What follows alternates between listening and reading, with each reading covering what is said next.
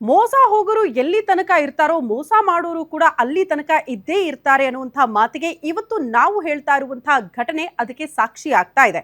ನೋಡಿ, ಪ್ರಯಾಗ್ರಾಜ್ಗೆ ಹೋಗಬೇಕು, ದೇವರ ದರ್ಶನ ಮಾಡಬೇಕು ಅಂತ ಯಾರೆಲ್ಲ ಅಂದುಕೊಂಡಿದ್ರೋ ಅವರನ್ನೇ ಗಾಳವಾಗಿ ಪ್ರಯೋಗ ಮಾಡಿಕೊಂಡು ಲಕ್ಷಾಂತರ ರೂಪಾಯಿ ಇಸ್ಕೊಂಡು ಇಲ್ಲೊಂದು ಖತರ್ನಾಕ್ ಗ್ಯಾಂಗ್ ಮೋಸ ಮಾಡಿದೆಯಂತೆ.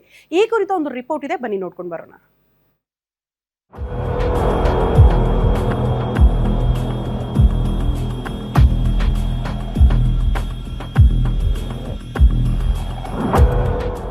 ಹಿಂದೂಗಳಿಗೆ ಪುಣ್ಯ ಕ್ಷೇತ್ರಗಳ ಯಾತ್ರೆ ಅಂದ್ರೆ ಎಲ್ಲ ಪಾಪಗಳನ್ನ ಕಳೆದು ಮೋಕ್ಷದತ್ತ ಕರೆದೊಯ್ಯುವ ಪ್ರಯಾಣ ಅಂತ.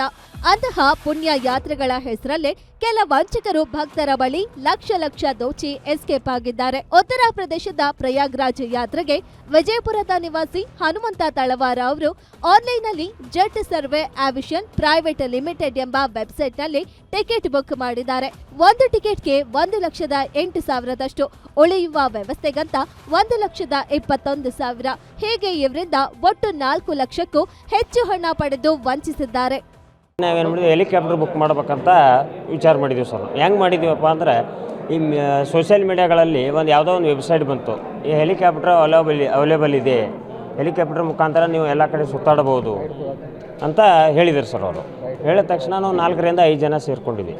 ಸೇರ್ಕೊಂಡ ತಕ್ಷಣ ಏನೋ ದುಡ್ಡು ಅರೇಂಜ್ಮೆಂಟ್ ಮಾಡಿ ಏನೋ ಮಾಡಿ ಇವರು ಒಬ್ರೇ ಅಲ್ಲ, ಇದೇ ರೀತಿ 3-4 ಜನ ಆನ್ಲೈನ್ ವೆಬ್ಸೈಟ್ ಮೂಲಕ ಟಿಕೆಟ್ ಬುಕ್ ಮಾಡಿಕೊಂಡಿದ್ದಾರೆ.